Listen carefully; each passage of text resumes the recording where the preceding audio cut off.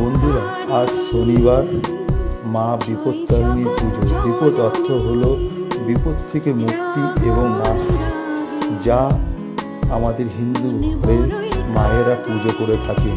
পৌরাণিক যুগে শুনেছিলাম, যখন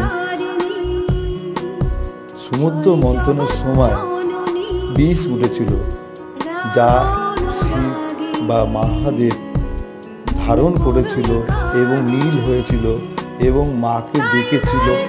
পার্বতী সেই সময় উদ্ধার করেছিল।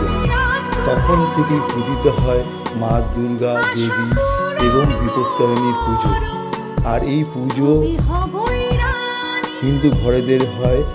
তাই বলছি বন্ধুরা, এই ভিডিওটা দেখুন, পুরোটা ফলো করুন এবং সাবস্ক্রাইব করুন এবং একটা করে লাইক করুন। Thank you.